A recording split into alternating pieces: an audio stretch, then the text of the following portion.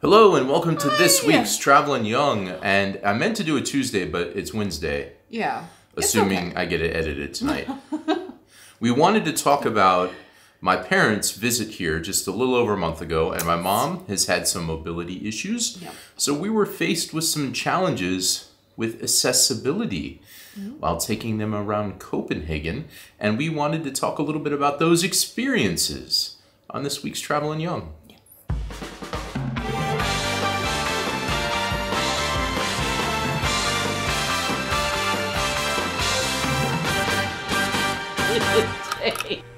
All right, so let's talk about accessibility. And first off, to start this, we'll say this is our specific experience. Yes. There were certain things we did. This isn't everything. This is not a complete guide to where you can take people in wheelchairs in Copenhagen. But we did structure basically the 6-ish days with my mom based on things we could easily do and not do with her. So this definitely defined, their itinerary while we were here. And I want to start with the airport because that's basically where it all began, because we picked them up at the airport in Copenhagen, and that was fantastic service. Smooth sailing. They raved about this when we picked them up and when we dropped them off. They were very happy on both ends with the service. They were there waiting for us because they went so fast through all this stuff because of having somebody helping them. They beat us. We thought we picked people up at the airport before. I basically had it timed well. But they were waiting, and the lady from, I guess it was Falk, was still there with them. She refused to leave until we got there. She was so nice talking to my parents. And that was they were tired flying all night, and it was like a welcome experience to be nice for them waiting for her to help my mom. And that was a really good start to the whole thing. And you can actually, at Copenhagen Airport, she left, but we could stay in the wheelchair, and we were able to take the wheelchair outside. Yeah, that's right. And then you could leave it outside. Yeah. So it was really easy to get my mom straight to the car, actually. Yep. So then it got a little tricky after that because we wanted to, they landed so early in the morning, we wanted them to go somewhere to get out and stay awake. So we took them to Rosenborg, which is one of my favorite places. There is literally no place to drop people off in front of Rosenborg slot. And I'd never noticed that because I never needed that before. No. So when I drove up, there's the military place right next to the castle, and they have a little driveway. So I kind of pulled off a little there to avoid blocking traffic, and they weren't happy about that. No. But they let her get out, and then I found a place to park, and then we got to the castle, and it was still a bit of a walk from there, but she had this rolling walker. And of course, there's no elevators there. And it's all stairs. So we took her down to the treasury first to see the crown jewels and everything. And then I want her to be able to do that at least. Then she went inside and went up a couple steps. And then she's like, I can't keep going. Yeah. And so that was unfortunate because it's one of our favorite places. But obviously it's not very handicap wheelchair accessible. And it's unfortunate because it's right there in the city. So if you don't have time to go out to the other castles, it's just right there, and it's accessible in many other ways, but just not if you've got mobility issues, apparently. Yeah, and then it was really complicated to pick her up again because I parked 5 minutes away close to Norpor, and I went to get the car, and then all these roads were closed, and it took me 30 minutes to get what should have been a 2-minute drive to get back to them to pick them up. And then that was a really fast situation because we had to stop into where we weren't supposed to stop, but there's no other place to get them. I remember, because I couldn't go with them, and I remember I was like, what is taking them so long? We spent more time with me driving half a kilometer to pick her up than inside the castle. Yeah. But then from there, we had great experiences. One of my friends from work sent me this website I'll put below, which had a lot of information on different museums and places you can go and how accessible with wheelchairs they are or aren't. Yep. So from that, we selected to go to Frederiksborg Slot, which is one of our favorites anyway. Place, so I was really glad that was on the list. It was so great because we were able to drive up right in front of the fountain in front of the castle, drop my mom off. Yep. Then I drove and parked the car. They have wheelchairs that you can use inside because we didn't have one for her. We didn't rent one, and she doesn't regularly have one because this is hopefully just a temporary problem. Yeah. And so it was elevators. Great. And they have elevators everywhere. To go up and down. And the Great Hall is the only place there isn't an elevator. There's a couple stairs, but then when you go up the stairs, they had another wheelchair inside the hall.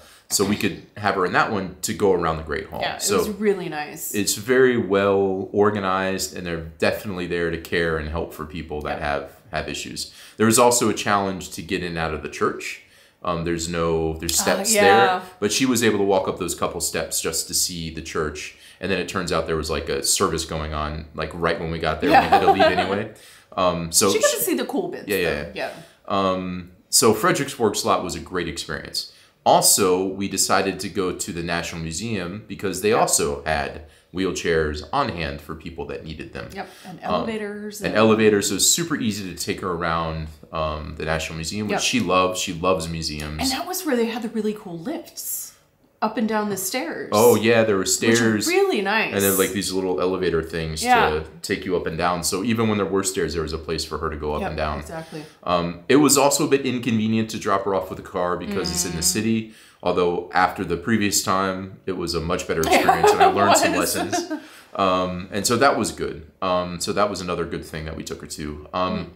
The other thing is I like going on boat tours and I really like driving the boat ourselves. But we decided instead to use Hey Captain, which is like this kind of more intimate tour. It doesn't have like 100 people on it. It's like maybe 5 or 6 to 10 people. Yeah. And it was just us and a couple. And that was super great because it was like a small group and they were extremely helpful making sure my mom could get on and off the boat because it was a very, very windy day that day. I was surprised that you guys went. And like they all wanted to make sure my mom was comfortable and safe getting on and off the boat. And I commend them for going out of their way.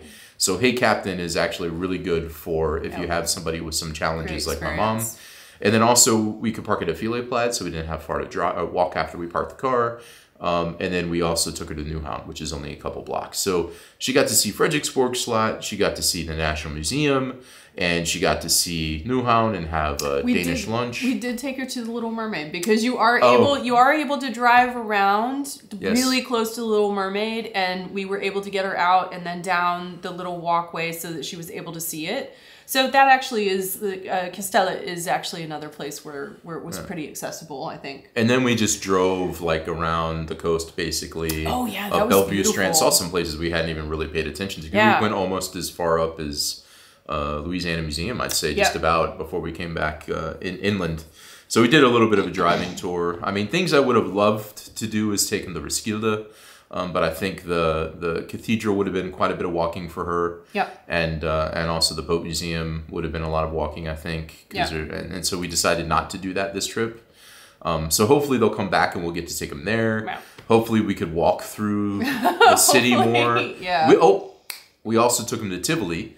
Because they were here during Halloween time. Yeah. And so all the Halloween stuff was set up, and Tivoli also had wheelchairs that you could borrow. So a little tricky at times with the gravel and stuff, but I do want to say my best friend here in Denmark, she's a bit older than me, and she has some mobility issues, and like Josh was saying, like this is not meant to be a comprehensive review of the accessibility of the whole system. She herself, she lives in Frederiksberg, and she has problems getting on elevators and things. So you can check to see whether or not the elevators are functioning if you are going to use the metro.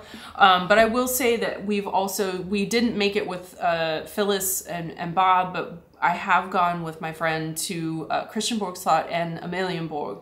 And they are both quite accessible. They also have really good facilities, elevators, all those kinds of things. So I think there are a lot of places around the cities. You just have to check. You have to do your research. And you have to, I mean, in the case of my parents, find a place where, because my mom really couldn't walk very far at all. Yeah. So we also needed to have places where we could get pretty close with the car to be able to drop her off. Yeah. Because it would have been a lot for her to walk like 6 blocks even. Yeah, exactly. It was hard for her to walk with the cane and the stone and stuff. even with having like a rollator, that can often be hard. It's often hard for my friend because it's just like so bouncy with all the cobbles, and that can actually be pretty uncomfortable for a lot of people. So I think it's just something to keep in mind if you ever have somebody coming to Copenhagen who has mobility issues.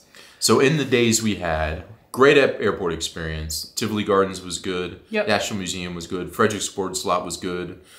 Sitting at home and eating Fliskesteg sandwich and drinking beer was also good. I mean, they all in all had a really good experience, but, we didn't get to do a couple things we otherwise would have liked to have done. Yeah.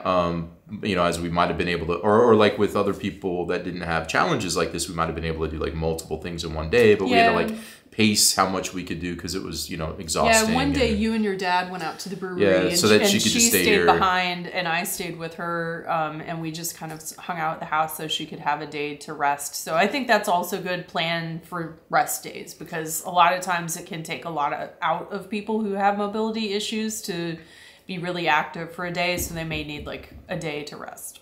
Yeah, but all in all, it was. Oh, I'm sorry. I also took him to Jesper, and we got some. Yes. As you probably saw the video, we had some small boil, and I took him over to Farm for them to see the butcher. But anyway, it was super great trip. But we thought it'd be interesting to share some tips that we experienced with my mom, because we'd never had to go. We never had to think about it. I've had to think about it. I mean, I haven't really had to think about it. And then the moment you have to think about these challenges, it's like, wow, it makes a big difference. Like, there are challenges that it would have been, you know, little things could have made things a little bit easier.